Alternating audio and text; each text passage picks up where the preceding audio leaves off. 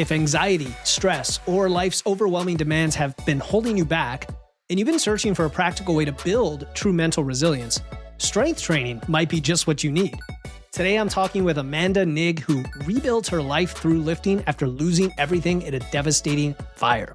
You'll learn the science behind why pushing weights builds your psychological armor, practical ways that busy, hardworking people can use fitness to strengthen body and mind, and how physical resilience directly translates to mental toughness in everyday life. Today's episode will show you why lifting weights might be the most powerful therapeutic tool you're not using.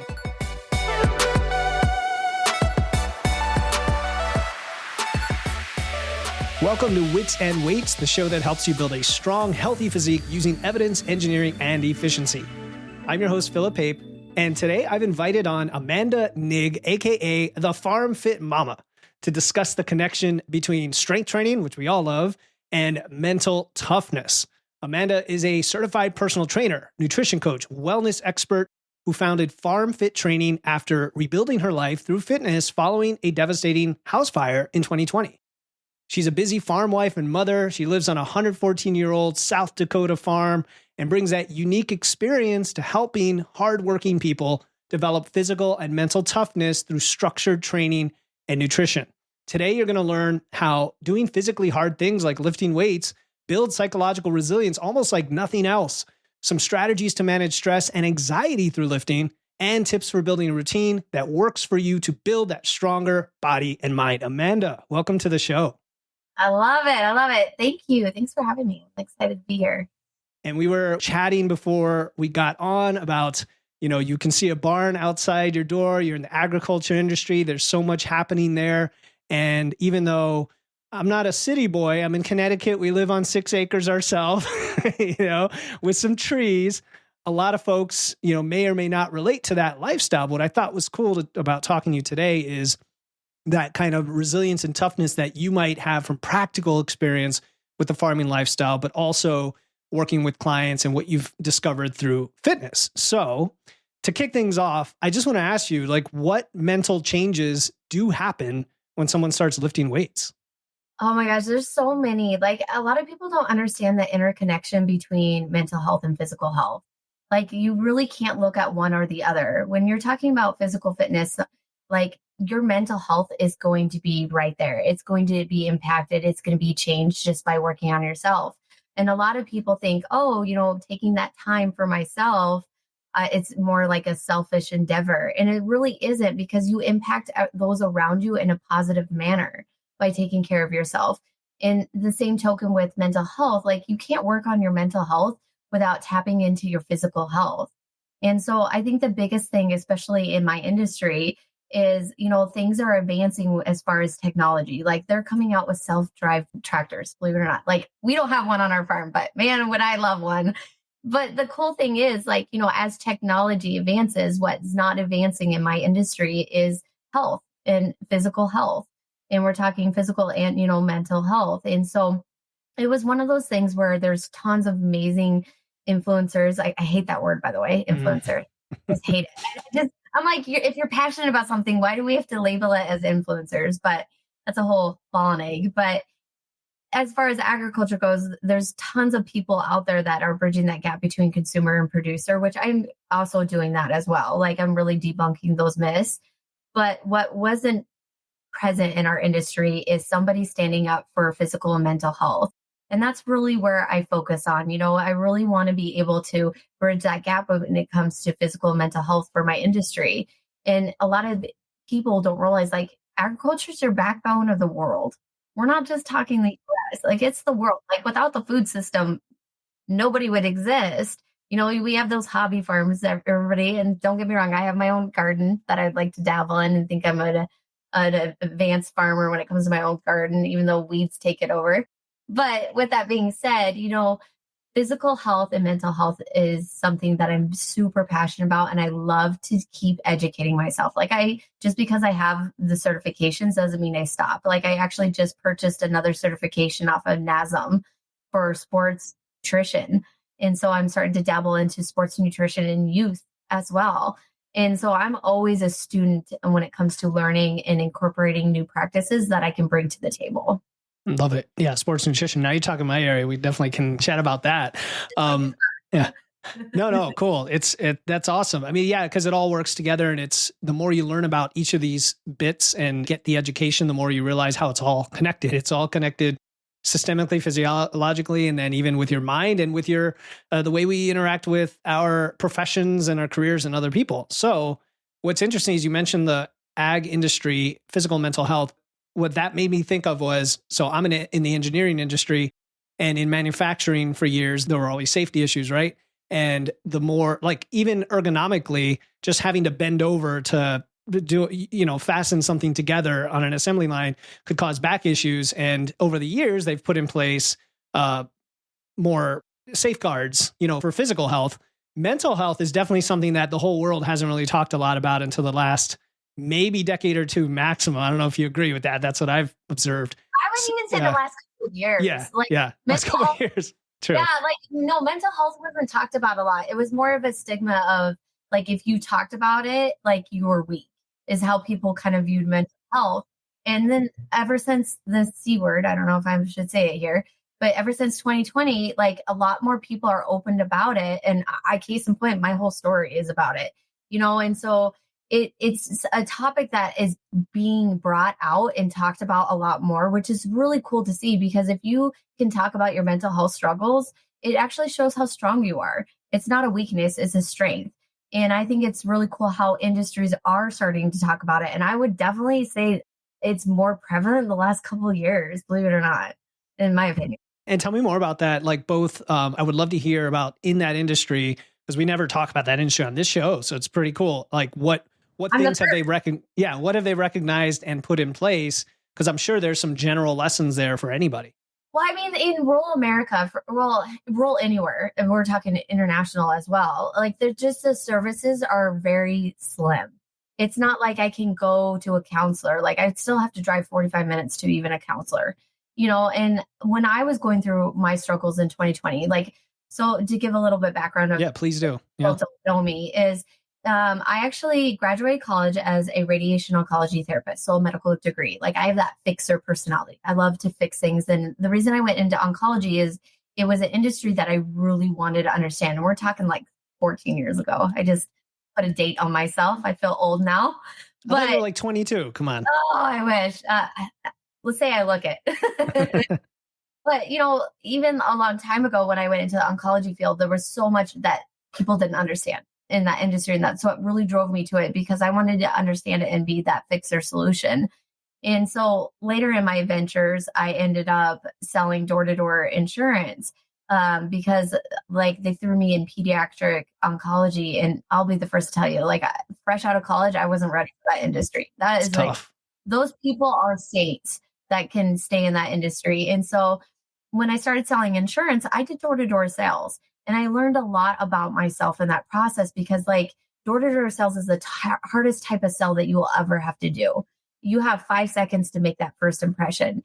And so I learned a lot in that personally, but also the supplemental coverage that I sold, it was still that fixer type of solution where it would give money directly to the person if they went through a catastrophic illness like cancer, heart, or accidental. But in the same token, it allowed people to choose the quality care they want instead of the quality care they could afford. So I loved it. I actually sold insurance for 11 years, believe it or not. 11 years, which is insane to say. But in 2020, the day before the national pandemic, we just built our forever home that was actually half a mile away from the farm. And me and my husband poured our heart and soul. Like, he was the contractor for our house project, everything. And as you probably can already guess, our house burned down. We lost everything. So March 19th, 2020, we lost our entire home. And then the next day was the official, quotations here, lockdown. And so it was like, not only was the world and, especially in the United States, going through this lockdown of, like, nobody knew what was happening, and we're all guessing, like, there's tons of speculation soaring around. Our family was homeless. Like, we had nowhere to go. And you couldn't even go to a grocery store. Like, everything was shut down. And so, like, I was super struggling. Like, I really started to struggle with my mental health. Like, I wasn't able to sell insurance anymore. I'm homeschooling my children. I'm social distancing, which I'm an extreme extrovert. Like I love to be around people. And then in addition to that, like we're homeless and we're trying to figure out our next steps on top of all this. And it was a lot to take in. Like I'll be the first to admit, like I was very vocal about my mental health struggles because it's just like the only solution that was available was a 1-800 number, which again, that works for some people. And I don't want to downplay that. Like if you're really struggling, yes, definitely call that. But for me, I viewed it as like a Band-Aid approach. It's like, why would you cover a bullet wound with a Band-Aid?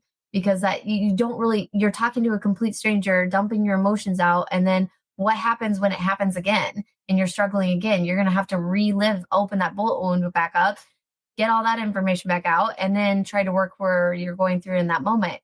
And so like for me, I really dove hard into my fitness journey.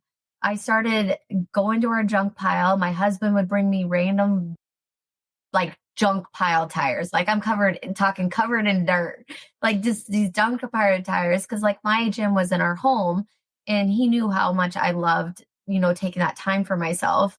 And he understood the value that it did and how it would allow me, to be able to give to our family, because it's a lot harder to pour from a half empty cup than a half full. And he understood like, hey, I need to take that time for myself. And so I started posting these random workouts online, and I wasn't certified at the time. And I remember the pivoting moment for me, the aha moment was in May of 2020. That I launched this plank challenge, and it was nothing crazy, Phil. Like it was some generic program I saw online, and I kind of tweaked it a little bit and made it more universal. And I launched it online for the month of May, which is Mental Health Awareness Month. And I had 800 plus people in agriculture across the world participate in this. Like I honestly don't know the number. I mean, I was getting tagged left and right from people from Australia, UK, Canada, United States.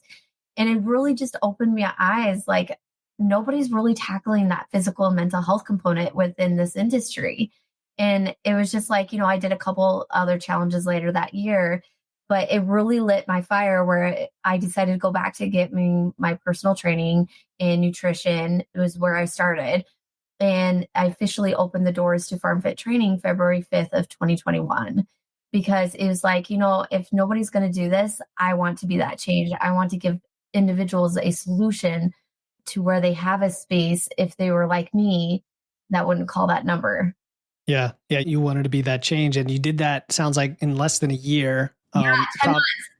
Totally unexpected. Yeah. And that's a rough story. Obviously, I'm sure you've told the story many times. That's probably therapeutic in and of itself. But what I want to know is, there's some steps skipped there that the audience wants to know of. You said you did these workouts after the house burned down, and that helped push you through it. That implies that you were already, because you had a gym in your house. Yeah. Would you say, because what's the chicken and egg here? Pun intended, farm joke, I guess. We do have chickens, by the way. What came first, chicken or they? What came first, the lifting or the mental kind of resilience? You know what I'm saying? That's really the topic of today, is how strongly did your existing routine and love for fitness push you through it versus it drove you to it? You know what I mean? 100%. Yeah. So I was that overweight mom. So I've always been physically active. Like I am a very strong competitor. Like I grew up playing sports. I was the type of kid that was in every sport imaginable, and I would excel in every single sport. Like I have a very competitive drive to me. And when I went into motherhood, I'm 5'1" and a buck 20, 120, 125. Like I gained 60 pounds my first pregnancy. Like being pregnant did a number on my body. And I had my first pregnancy was an emergency C-section. My second one was a scheduled C-section. So like, it wasn't even like your typical normal pregnancy. It was rough. And thank God, I love my boys to death, but I'm officially done having kids. Like, wherever. Understandable. But like I was that mom that was uncomfortable in her own skin. I was that super insecure with who I was. And so for me, I knew I had to get back to feeling comfortable in my own skin. And that looks different for everybody. Like how you view yourself, and they throw this word confidence out. And first and foremost, there's two ways you can view confidence. Like you can view it as like cockiness. Some people have that cocky confidence, But another way to view confidence is believing in your own abilities and what you bring to the table. And for me, I didn't have that. And so when I started working out, I actually started with a CrossFit program, which I don't follow her anymore. She went all bougie. If you've heard of Christmas Abbott, she's a CrossFit person. I'll just be honest. I kind of stay away from the CrossFit community these days, but okay. Yeah, that's a cult. Let's just say what it is. I did it for 8 years, but I escaped. I escaped the cult. Well, the CrossFit community appealed to me because it was just, you see all these badass people and you're like, for sure, I'm part of that. And so after my second pregnancy, I did do a couple CrossFit programs and I loved it. And my husband saw the change in my personality, like in my motivation and just carrying myself, like how I carried myself every day to day. It was like I had a purpose. And so I guess back to your chicken and egg comment, I had to start working out to tap into my mental health to be to where I am today. And so that's what happened in 2020 when I lost my gym, is I knew I had to go back to the ground and get back to the foundation of diving that time into myself so that I could be able to show up powerfully for my family, especially when we were going through so many unknowns in 2020. Yeah, that's well said. I caught a few things there that were kind of the deeper part of why that was important to you. One being having a purpose, you said, and the other, the confidence and showing up for yourself, time for yourself. There's a mindfulness component, especially when we're in this stressed world where we're just on the go, never dedicate. I mean, I get that as a business owner and, a very packed schedule, my lifting 4 days a week, it just is going to happen. Like no matter what, it's going to happen. I mean, short of some emergency. And yet I probably wouldn't have a really dedicated self time without that. So having said that, I want to understand the elements of training and exercise that are most beneficial, both in the evidence, if I don't know how much up on all the evidence you are, but also in practical experience, because sometimes I feel like people use exercise in general, stressful exercise as well, like CrossFit can be, as maybe a scapegoat or an escape that doesn't actually reduce stress or anxiety or doesn't actually build the confidence and the resilience, right? It's almost like an endorphin or dopamine hit Band-Aid. What are your thoughts on that spectrum between that and something that's truly rejuvenatory? Yeah, regenerative. That's a beautiful word, by the way. Just came up out of my ass. I love it. Well, first and foremost, people overcomplicate things. Let's just lay it out as it is. And especially when it comes to fitness, they think they need to work out an hour to 2 hours a day. And they're like, oh, I don't have time. The number one excuse, especially in my community, was time. And so I've done the ton of research to answer your question. I've done those 800 plus page scientific journals. And I remember coming across this one scientific journal and it really hit home for me. And it took these two groups of people, 50-50. It took the first group, they had 4 movements. The second group had the exact same 4 movements, but the first group had only 4 rounds of these 4 movements. And it was like a 15 to 25 minute workout. And then the second group they didn't have a number. The rounds weren't given. They just had to go for time, which was 45 minutes to an hour. And what they noticed over the course of this 3-month trial period is the group that had the set time not only performed better, but lost more fat, built more muscle, and had more mental health clarity than the group that had to work the 45 minutes to an hour. And the reason for this is progressive overload. A lot of people overcomplicate exercises where they think they have to do a ton of different movements to get a full body workout. And if you simplify that, and that's what we do in FarmFit trainings, we really specialize on that quick and effective methodology. Like, hey, I'm going to give you a 15 to 25 minute workout, but I'm going to humble your ass in that time. But then you get on with your day.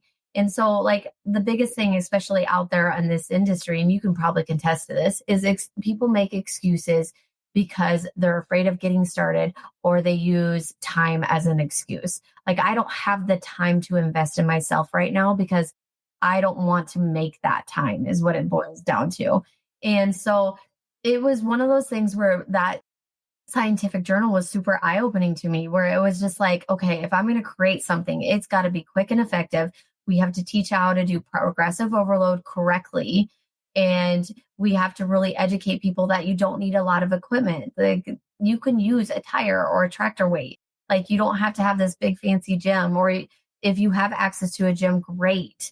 But I knew it had to be an at-home program where I could really take that excuse of time off the plate. And that's the same with nutrition. We really approach nutrition differently too.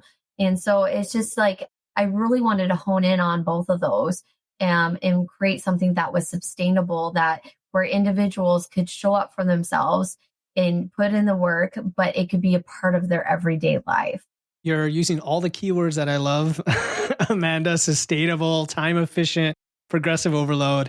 And this is really good. I want people listening or watching to get this message. Number one, you said the biggest excuse is time. I was just talking to my daughters, I think it was last night. So every night we put them to bed. We have somehow we're getting these deep conversations. They're only 10 and 12. They're actually turning 11 and 13. But we were talking about how the speed of light is fixed, and we were talking about relativity. Believe it or not, I know it's weird. We homeschool our kids too. And we were talking about time as like it's fixed, right? I mean, it's not fixed if you're traveling near the speed of light, then it can kind of bend and stuff. But it's the only thing you can't change. And what you're getting at is that's the one you can make it, as in you can clear it from your schedule, right? But you can't like create more time. Yeah. So that's important to just acknowledge that. Like you can't change 24 hours. So it's up to you to change other things to fit within the 24 hours. But then the progressive overload as a way to be time efficient, simplify, reduce stress, humble yourself, like you said, I love that, and effectively do something hard that I think pays off longer term in terms of the high you get from it, let's just say. In which case, what I want to ask you, Amanda, with this long diatribe is, what do you say to people who say, well, that's not hard enough, that's not intense enough, that doesn't, like, I like my CrossFit, or I like my, big intense, my Peloton type workouts. What do you say to those people? Peloton is made for the masses. It's not made for yourself. So first and foremost, any of those programs, Beachbody, Peloton, they're made for the masses. They're not going to challenge you like a good program like, for say, Philip or I put together. I promise you that. And secondly, workouts should humble you, and you should hire a coach that can actually educate you on the process. Like a lot of people don't understand progressive overload correctly, even fitness instructors out there, like fitness people. I've seen them explain it so wrong. And so when you're doing progressive overload correctly, the first and foremost, let's debunk this myth that gets thrown out there in the fitness space is lifting heavy weights will make you bulky, especially for females. That is such a false lie. I am a 5'1" and I'm 125 pounds. Trust me, I'm not bulky. You guys need to check out her. You gave me like a photo to use for the cover art. And you're like, it looks like you're in the jungle. I know it's like a farm thing, but there's like the leaves. And again, and I'm not, it's not a body image thing, but you can tell, I say this all the time, when a woman is like muscular and lean, like you have a fit, lean figure. And I bet you weigh more than people think, right? Like, and you're being 5'1". Like they see me and they're like, they don't like, especially when I'm wearing baggy clothes, like I'm petite, I'm 5'1", I'm fun size. And so when they see me, they don't understand the strength that I have. And so like, for example, I always laugh when my husband sends me a text and he's like, I need your muscles. Like it cracks me up because like, that's awesome. He knows that I can come over and lift the heavy stuff and help him. Like when we're fixing our combine or tractor, he knows I can do it. But a lot of people underestimate my strength ability. And that's the thing too, is like, ladies, heavier is going to make you leaner, tighter, smaller. And a lot of women, when they join a program, what's the number one word they always say? Tone. I want to be toned. Mm-hmm. The only way you're going to get tone is if you pick up those weights. So and that's muscle. Yeah. Do not shy away from that. And then, again, male and female chemical makeup is a lot different. Mm-hmm. We're not the same genetic profile. So when a male picks up heavier weight, and hits his protein numbers, he's going to look a lot different compared to a female. Yes, there's some females and male influencers out there that are taking that steroid and they look manly. Let's just like females that look manly. But if you're doing it correctly and incorporating progressive overload correctly, you're going to get leaner, smaller, tighter ladies. And those men are going to see that progress that they're looking for. Most men want that chest, the arms, the back, and so you're going to see that progress a lot more. And the thing with progressive overload is it's got to be taught correctly. And again, there's so many fitness influencers that do not teach it correctly. And so that's actually one of the things I love covering with my clients and educating them on is like, okay, this is how progressive overload looks. Like you want to warm your body up before you work out. You want to hit your max. Like a lot of people reverse this, by the way, is you want to hit your max weight in the beginning. And by the end, if you have to drop to maintain form, that's good because you're hitting muscle failure earlier on instead of later in your workout. You don't want to hit muscle failure at the end of your workout. And again, back to that case study, that's what that case study talked about is a lot of that group that had the set rounds, those 4 rounds in that 15 to 25 minute workout. Guess what? They pushed the weight because they knew they were only going to be doing it for 15 to 25 minutes versus that group that worked out for 45 minutes to an hour. They're like, gosh, we got to do this for the long haul. I'm not going to pick up heavier weights. So they probably didn't hit muscle failure until the end of the workout versus the beginning. And so there's a lot that happens with that, which I don't know how deep you want to go into this, but like, you have to create those micro tears in your muscle, and that's how you build and repair it. And obviously nutrition plays a huge component into that as well. Yeah, for sure. I mean, I could definitely talk for hours about all the mechanisms underlying muscle building and strength. What I would love the listener to get from this from you is, you said it's a hard, humbling thing. I always like to say, if you're lifting weights the right way, it'll never be easy, but life is going to be a lot easier because you're stronger, like later on, Well, and you can do everyday tasks, think about it. Like I dropped that nugget in there that my husband texts me saying he wants my muscles. It's like that. It's the fact that my husband views me as an asset and knows that I can help him. I just love it. You're independent. You're not only independent, you contribute even more than independence. Like, you know what I mean? Yeah. Like you can do those everyday tasks. Like, do you imagine how much you squat and pick up during the day? Like how many squats people do, or even walking? Like people don't realize how much they use their muscles in a day. And if you use your muscles and again, strengthen them, it makes those everyday motions a lot easier. A lot easier to be able to handle, where like there was this really strong commercial. Tell me if you saw this, Phil. This commercial was like an 80-year-old grandpa, and he started lifting weights. And in this commercial, it was a Christmas commercial. He was lifting this weight, and his neighbors were older people, and they would peek in on him. He was out in his garage lifting this kettlebell, like just kept doing this kettlebell moment. And they kept talking about him, like, why is he working out at 80 and stuff?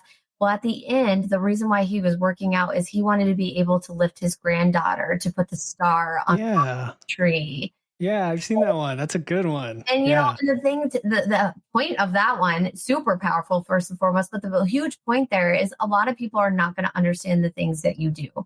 And when you dive into a fitness journey, you might get flack and you might get people being like, oh, look at her. She's posting pictures of herself again on the internet. Or look at her. She's bragging about her meal that she ate today. You're not doing this for everybody else. You're doing it for yourself. But you're going to slowly impact those around you. And you have to realize like you're your longest commitment in checking in with yourself and being able to be like, you know what? I don't want to be that 80-year-old sitting in a nursing home was tied to a wheelchair. I want to be that 80-year-old freaking busting out pull-ups and being that grandma that's super hands-on. And so it's just that type of mental switch where something that I do with every single one of my clients is we do a why statement. Have you ever done that before? Yeah, or the 5 whys. Yeah. Well, we don't do the 5 whys. We do a why statement. So the why statement is your deepest, darkest emotions you have about yourself. So before anybody can even start coaching with us, especially in my one-on-one coaching, is they have to create this why statement. Sometimes it's superficial. I want to look good, feel good. Or other times it's like, my mom was obese. I don't want to be obese. I want to change that pattern for my family. I want to be an active, hands-on mom or dad. Sometimes be a role model for my kids. Yeah, definitely. Sometimes it gets super deep. And that's when you're on the right path of creating your why statement, because those why statements, like motivation's fleeting. It's going to come and go. But when you tap back into that why statement, it's going to change as you go through your fitness journey, but it's going to be super powerful tool, not only physically, but mentally, to drive you to be like, you know what, this is why I'm showing up. I'm showing up for myself because I want to be that active hands-on mom. I want to be that mom where all those other moms are sitting there talking on the sideline and the boys are playing football and I'm right there. And I'm totally that mom. So I have a 9-year-old and 11-year-old boy. I'm a boy mom. And I am totally that mom. Like they were playing football the other day and I was right in there playing tackle football with a bunch of 11-year-olds, while all these other parents were sitting on the sidelines. And it's just like, I choose to have an active lifestyle because there's so many moments where I'm not going to have that with my kids as they get older, and I'm not going to be the cool mom anymore. And I want to take advantage of it as much as possible. And if tapping into myself for 20 minutes a day gets me to those goals and keeps me being able to be that hands-on mom, I'm going to do it. Yeah. And that's the powerful thing here, is that you have the deep why, and now you have a process to get you there. And the process itself isn't really that, I'm not going to say hard. Again, it's hard to lift weights, but in a good way. But it doesn't have to be taking over your life and this stressful thing that you hate or don't look forward to, like a lot of workouts can be. And I can totally relate, right? Because we have dogs, I have kids, we have chickens, I have hamsters, and I love to just like get on the floor and crawl around and just whatever. My girls are getting tall and bigger, and my youngest especially will still ask me to hold her, and I'm like, sure, brace, because it's more of a deadlift now. You're heavier, it's cool, you're bigger, but let's do it. Brace like a deadlift. It's fun to do that. But so going back to the lifting weights, then, like a great example is, I see it all the time with clients. I'm sure you do too. This amazing thing that happens, this transformation that happens fairly early on. I mean, it could be within the first few weeks, where you don't necessarily see muscle or have like lost many inches in your waist, but you're feeling more powerful and strong. And like there's hormones that are just being triggered, testosterone, IGF-1, like all this fun stuff. Maybe tell us about the physiology, because then that leads to the mental piece, which is also physiological, not just like emotional per se. How does training affect your hormones, your stressors, that feeling of power? Like we can get into all that. I know how passionate you are about this. Well, I'm super passionate, but we gotta hit nutrition into that at some point as well. But like lifting a weight, first and foremost, you release this amazing thing called endorphins. And those are like our body's natural ability. It's like your happy pill. And first and foremost, a lot of people, once you start to tap into it, that's why you see people working out years and years and years later, because they love that. They love that adrenaline rush. And that's one thing I love too in the morning when I work out, just that feeling of accomplishment that I get of like, hey, I checked in for myself. This is a big deal. And some days my lifts are not the best. I'll be the first to tell you, some days I'm like, that was a shady workout. Sorry, I don't know if I should have said that. It's all good. Like, and there's other days where I crushed that and I'm going to be as sore as I'll get out the next day, but it's going to be worth it, And so it's the beautiful part of fitness is like, as you start to dive into it, not going too deep and keeping this in layman terms, is your body is this amazing mechanism. And like a lot of people don't realize, like when you start to lift those weights, there's so much happening in your body, and it becomes this addicting agent where you're like, I want to check in the next day. I want to come back, and sometimes that takes time, like progress. I think that you hit that right on the head, is progress takes time. And the biggest thing is it takes consistency. Don't expect to lose 20 pounds in the first month. First and foremost, if you did, I'd be a little... You're on a crash diet or something. You're on a real diet culture, and you're going to get it all back. Because you're not establishing those habits. You have to create those habits, and progress takes time. And the more consistent you are with like lifting weights, like I do something called functional hybrid training is what I really specialize in. And again, it takes time. And we really explain that to clients where it's like, you're going to start to notice mental changes as you start to lift and show up for yourself way before you start to see the physical changes. And I think everybody needs to know that is like physical changes, they will come, and they will come differently for each people. Like I had a client that went through 12 weeks and didn't really see a lot of physical changes in 12 weeks, believe it or not. But she saw major changes mentally. Yes. And I shit you not, after 12 weeks, week 4, or it would have been 14, week 14, it's like her body just went boom. Mm-hmm. It started seeing the muscle definition. She started seeing the popping. Her pant size was a lot smaller. She started seeing her abs. And it was like her body just all of a sudden just flipped a script. And that's the cool thing too, is like your body's unique and it's going to change when it needs to. But the biggest thing is you have to be consistent, and you have to believe in the process and the journey. And a lot of people tend to tap out before the magic even happens. Yeah, I totally know what you mean. Just today, I was talking to a client. We've worked together a long time.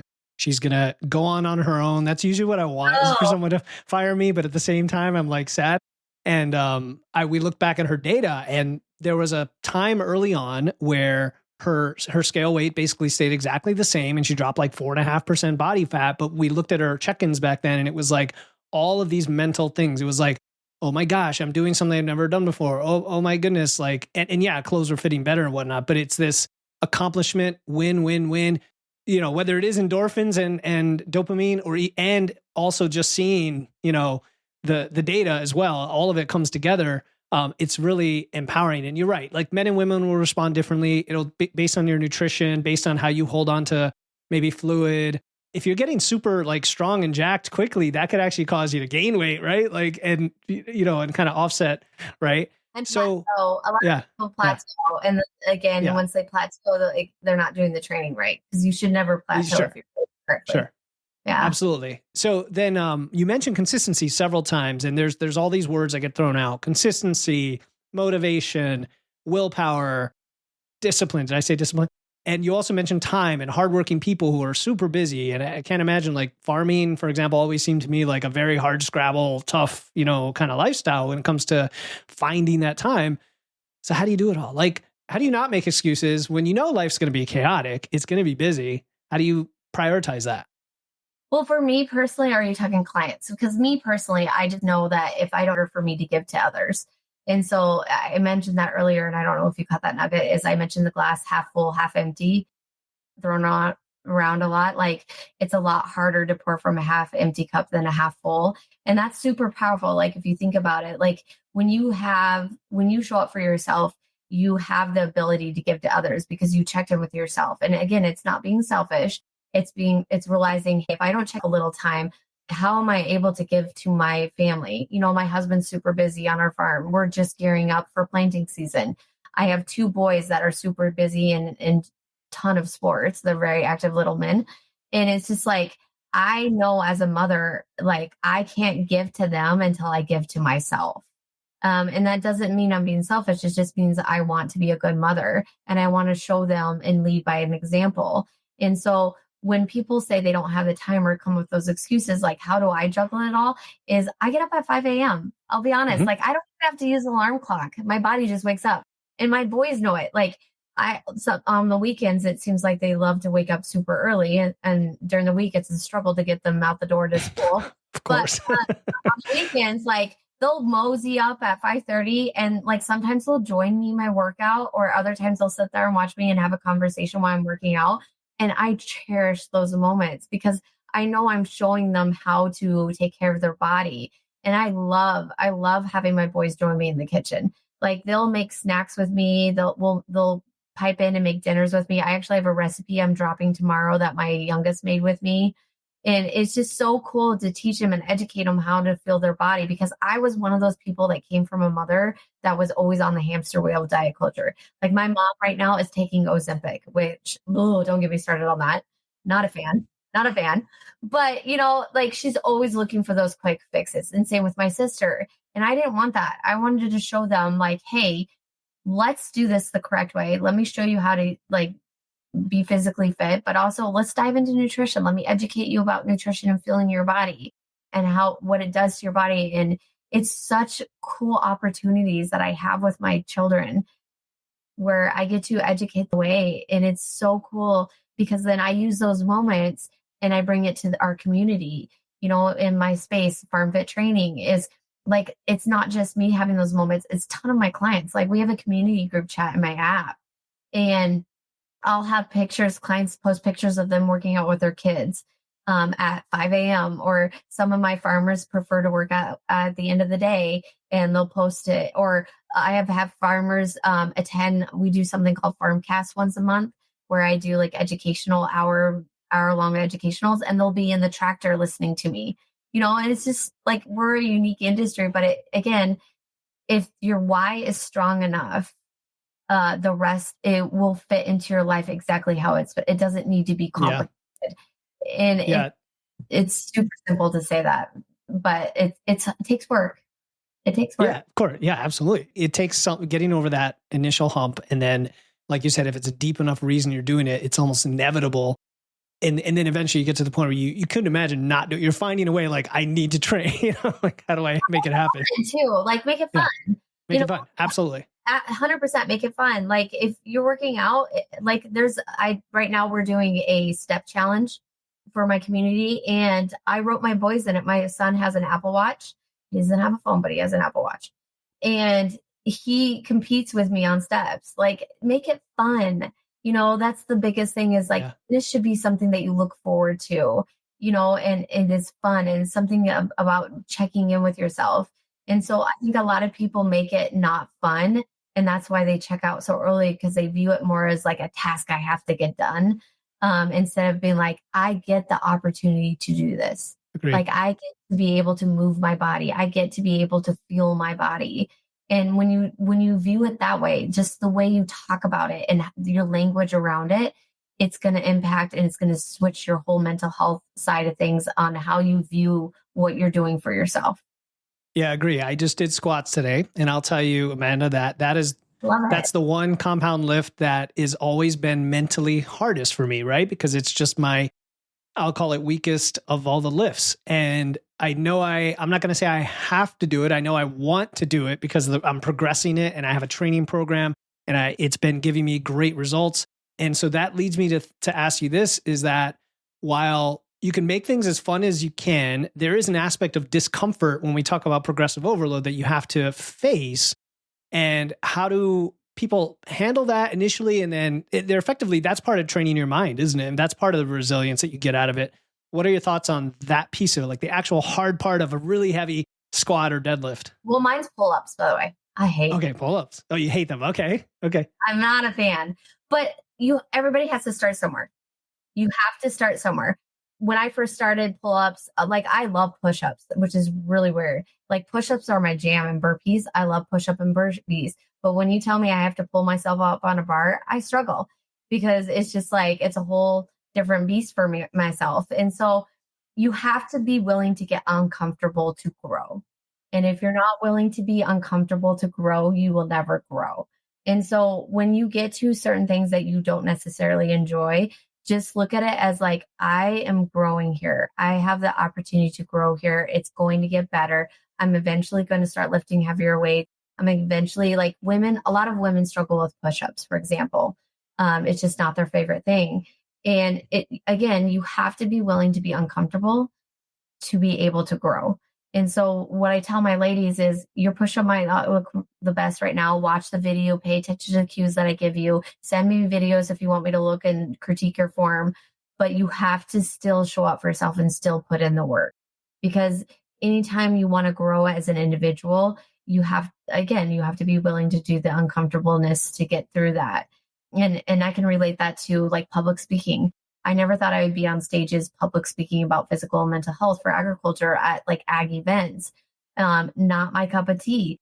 But I know, like, the more I get on stage, the more I get uncomfortable, the more I can grow and become a good speaker, for example. And so, like, it's just anything in life. You don't even have to tie it to fitness or nutrition or anything. Like, it's just, if you're not willing to get uncomfortable, then there's not going to be an opportunity for growth. 100%. And if we could teach our kids that, that's even better. My oldest daughter, we have them go to something called Gavel Club, which is like an extension of Toastmasters for public speaking, because you mentioned the nervousness of speaking. Up, by the way. Yeah, Gavel Club. And my youngest loves it. My oldest is not a fan. Mainly, she doesn't like the group itself, but that's a different situation. But she will say, the way she frames it, it's like this positive reframing. She's like, I'm not really a fan, but I know it's good. I know it's helping me. And it's like, you know what I mean? It's like that discomfort of, we're obviously not going to force her to do something that's just terrible, but this thing is helping her grow, and she acknowledges that. And I think it's a strong skill to develop. And the younger you are, the better, right? Otherwise, we get into habits of a lot of negative self-talk and thinking we can't do, and quitting. Yes. The only time you fail is when you quit. If you don't make the attempt, you've quit. That's true. Yeah. And by definition. Business, like, we're both entrepreneurs. We both have a fitness business. Like, there's times in my fitness business, oh my God, like, being an entrepreneur is a whole different beast in itself. But, you have to work through that uncomfortableness and realize, like, hey, it's not going to get better if I just walk away and throw in the towel. Like I have to continue to show up for myself. And that goes with the nutrition. Nutrition is a beast. A lot of people struggle when it comes to nutrition, like the actual exercise side of things. People can start to get those habits and form them, but tying nutrition to exercise and tying to feeling your body correctly, that's where a lot of people super struggle, because again, we live in a society that is all about quick fixes. Quick fixes, yep. And it's confusing, so much misinformation with all the micro stuff that's not important or doesn't work. Yeah. But this will be interesting if we dive into this. Oh, nutrition. Oh yeah. No, so part of our bread and butter is evidence-based flexible dieting. So highly macros.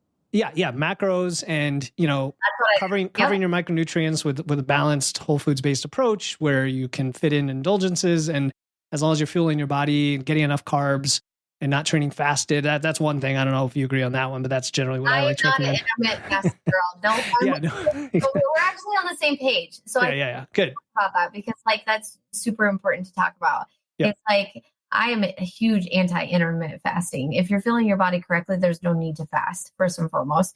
And macros, for those people that don't know, the word macro means large. So you're focusing on the nutritional value of foods in large amounts. So protein, carbs, and fats. Now, in my training, we really focus on high protein because protein's a building block of life. But how I educate and teach it is super unique. Like I don't hand you a cookie cutter nutrition plan. I more approach it as, let's make this meal that's going to work for your whole family, because I feed anywhere from 4 to 8 people during harvest time because we have seasonal help. I'm not going to make myself a meal and make them something totally separate. Of course not. Everybody's eating the same. And so I really focus on making high protein meals. And then what I do is how I can customize it is different sides or toppings.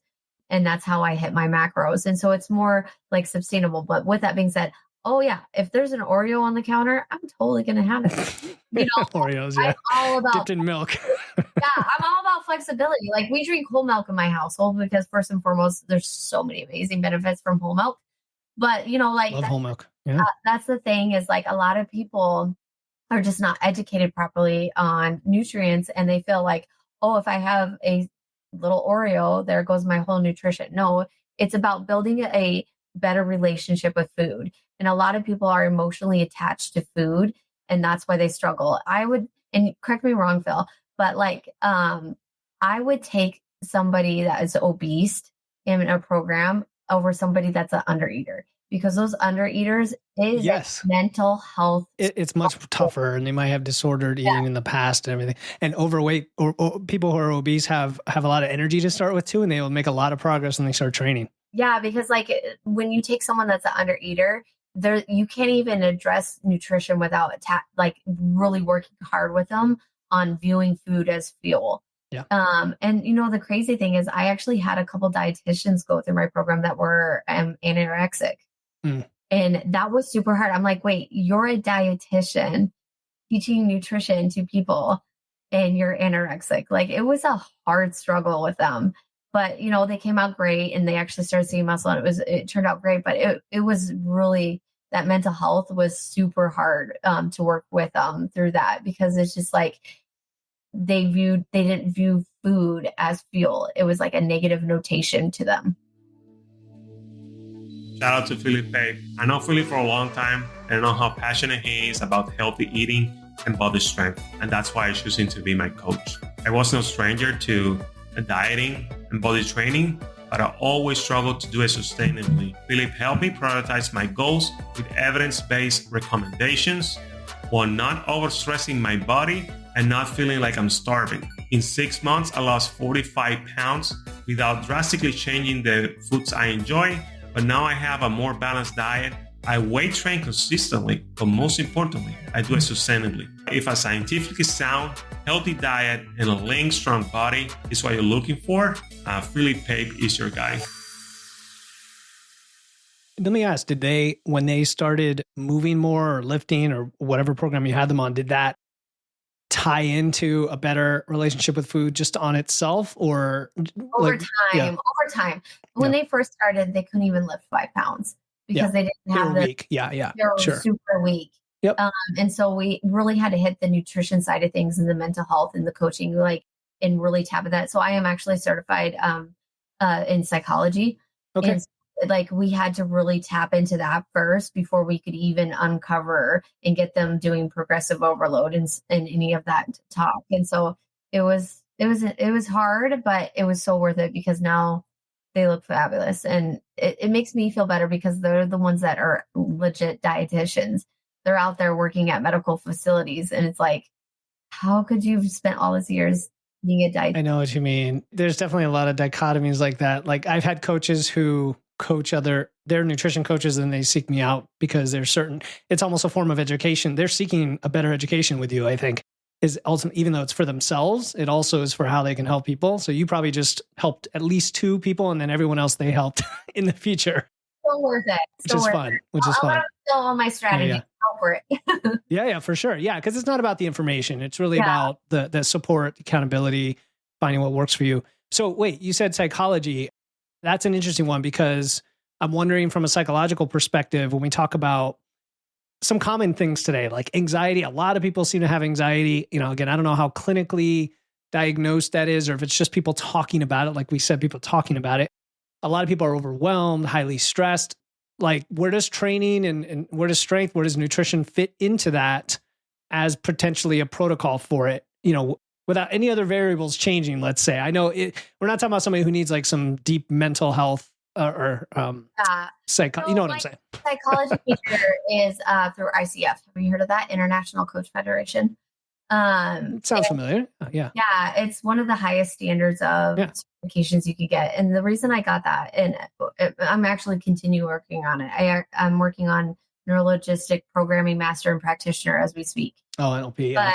But the reason I even dabbled into it is because of the fact that when you start, like I've had countless women on antidepressant pills when they joined the program. And again, we've dabbled into this is like, as you start to work out like the hormones and just the amazing benefits that come from that, it also pays into that because a lot of people might take an antidepressant pill. Some people actually need them, that clinically need them for some.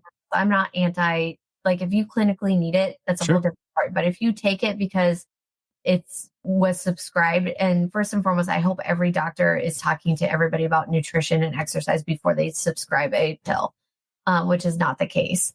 But with that being said, is like when you start to dive into a physical and nutrition and start to simplify that, like anxiety, let's take that one, is as you start to go through it and build those healthy relationships and create a sustainable system for yourself, the biggest thing we talked about was consistency earlier on. Is a lot of people get anxiety when stuff is not routine or it's out of their comfort zone and they get overwhelmed with situations. And the thing here is when you really start to pay attention to your body and the cues and what it gives off, your anxiety is actually going to diminish or not, because you're be more intuitive of what your body needs. And same with antidepressant. I've had countless women go off antidepressant pills after they joined my program, is because they realize, hey, I can actually show up for myself, fit it in my routine, and it's going to start to change my mindset. And then I'm feeling myself. Next thing you know, I don't really need this antidepressant or this anxiety medication because I'm not as overwhelmed. And you also, like, your hormones start to change as you go through that. I don't know if you want to go here. No, that's good. I'm thinking like, they had a sense of uncertainty and overwhelm, and now they have a sense of control, confidence, structure, purpose. Yep. Even if it is like getting in tune with your own body's signals, you do it in a structured way that's like somebody's guiding you to say, okay, we're going to look at this information about yourself. We're going to ask you questions. We're going to help you reflect. And then before long, and then you hit the weights and you hit the discomfort of the gym and you're progressing there too. It's just an amazing soup of improvement going on. Yeah. And it's like, I honestly, like, good fitness coaches out there, we need to be recognized because, like, yes, there is some pretty shitty fitness coaches out there, but I think you and I are on the same page as far as everything. Is when you find a good coach that is like, you're not just a cheerleader in your back pocket, but somebody that's very knowledgeable and able to help you work through those, it can be life-changing. It can be super transformative. And so, like, I always like to say, instead of calling myself a fitness coach or a wellness coach, I like to say I'm a transformational coach because that's truly what we are at the end of the day. Is we're not just talking about fitness with you. We're not just, educating you on nutrition or, helping you create these habits for yourself. We're really transforming your life to something that, if not where you were super healthy at one point, to even better. Yeah. And one of the stigmas, so I'm actually getting certified in youth coaching. And the reason for this is too many certifications going on here. Well, no, it's good. It's good. Actually, the youth coaching I'm already done. I'm certified through NFHS. Yeah. I'm a level 3 coach, so I actually already completed it. And the reason I did it is because there was a lot of school coaches out there that I was questioning their habits, and I'm like, I want to know what they have to know. And so the biggest thing there is like, they talked about the interscholastic coaching,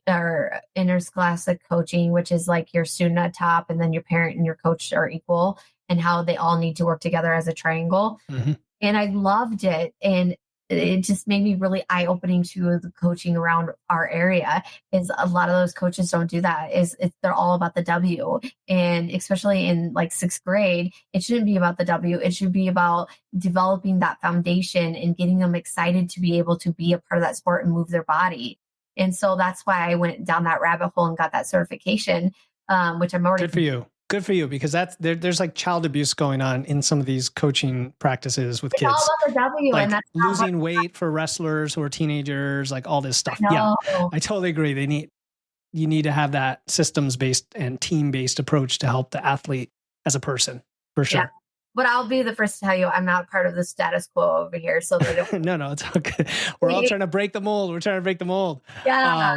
So I like how you said transformation, because that is like a deep-seated change in your identity over time. I use terms like systems or engineering your life, engineering your body. It's the same idea, right? Which is different terminology. And then, like you mentioned, you go from I have to I get to. There's a lot of reframing. I wanted to ask you about that too, because again, we're talking about psychology, we're talking about mental health. How much of this is reframing as part of your identity shift? And that is, you eventually, everything is more of a positive lens, more of an optimistic lens, even though bad things happen. What are your thoughts on that? Like positive psychology? Well, first and foremost, when you start anything, you're going to talk negative about yourself. Like, let's be honest, like there's so many times especially after having my second child, I'd look in the mirror and be like, I'm fat. Like, only if I had this, only if I had that. Like, how you talk to yourself is a huge indicator too of like, hey, you have to take that first step and be uncomfortable. And, a lot of people don't realize like the way you talk to yourself has a negative impact on your life. It really does. And I always saw my mom fluctuate with weight and talk so negative about her body. And I was like, no. So like one of the things I do with my boys is I don't talk about losing weight. I don't talk about random like negative terminology. I always talk about being strong. And I'm like, so for example, they would come in on one of my heavy lift days and I'd be like, Mom, crush that. She's on fire. She is strong, and it's just like, I'm really vocal about it because like when you start something, again, sometimes we talk negative and we're our own worst critic and we don't even realize it. And it's just that frame of switching your mindset to viewing like, you know what? I showed up today. Like your daughter, for example, she hated the speaking thing. And she's like, you know what? I don't like it, but I know it's good. So it's a lot of that is part of a fitness journey as well. Is like, you might suck at something in the beginning. We all suck. That's the thing. We all suck in the beginning. But as you keep going, it's just like how you talk and how you frame things and how like I get to instead of I have to. Those are huge part of the process as well. And, and be like, I get to show up today, or I get to go to a basketball game with my kids, or I get to feel our family. Like, I mean, do I like cooking every single day? Like, I'm the cooker in our house. I don't know about you, but my husband does not cook. So if you cook, Phil, you're like up on him. I do about 10-20% of the cooking at this point. But my husband doesn't even know how to make mac and cheese, but I love him. Okay. It's okay. It's old farm. Like the farm wives always cook. Summertime, the grill comes out, then I cook a lot more. I'm the griller. Well, he does dabble in grilling. I do love him. He's actually starting to get out of his comfort zone there.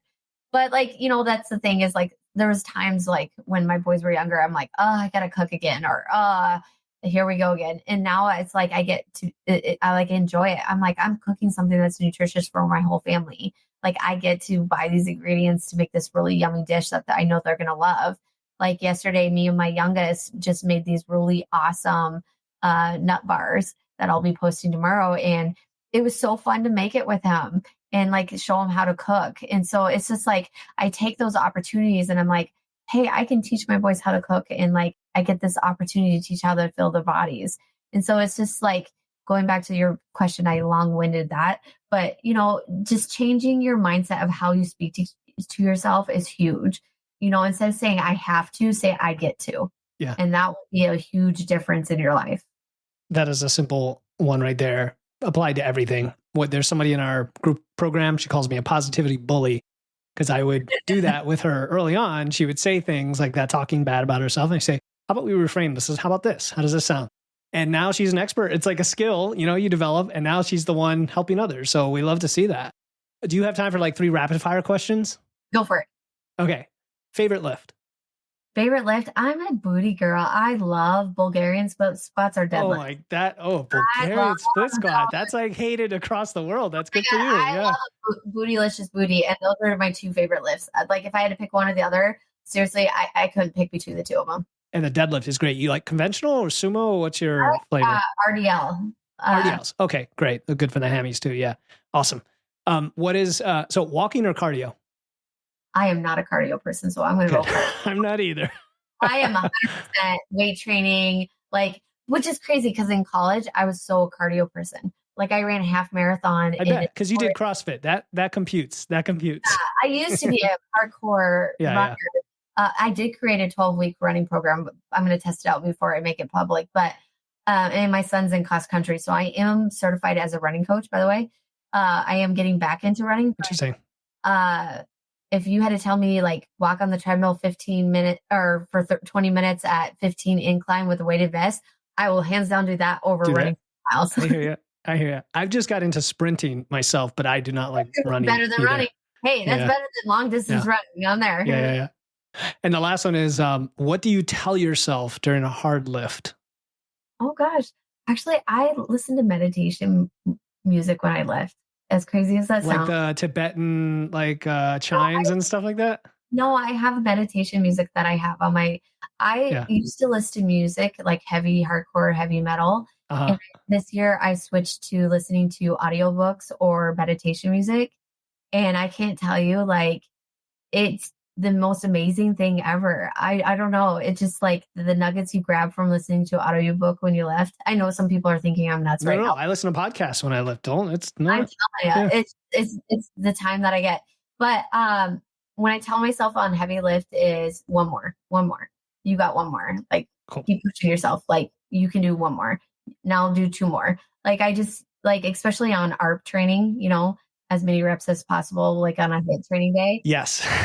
Always tell myself, what'd you get last round? You can crush that. One more, and it's sometimes we have to remind ourselves that we always can, the way we speak to ourselves during that moment says a lot about our character and says a lot about our persistence, but also shows that the mindset is so intuitive to your body. Your body will go where your mind tells it. Oh yeah.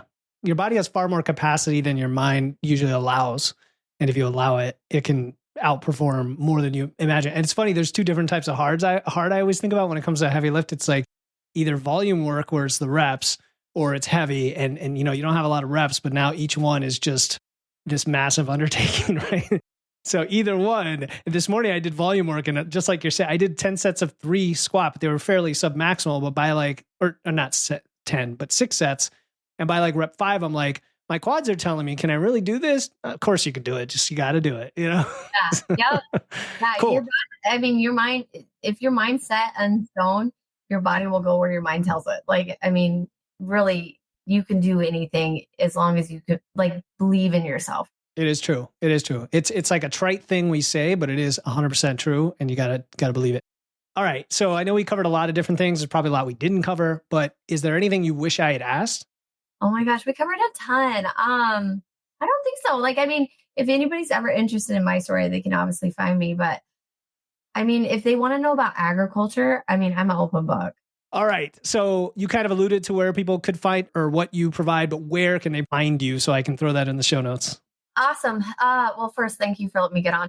You can find me on Instagram, Facebook, and X as FarmFit Momma. It's FarmFit MOMMA. I am on TikTok, but I will tell you right now, I do not post on it. I kind of deleted that app for now, and I'm not on Snapchat, so don't find me over there.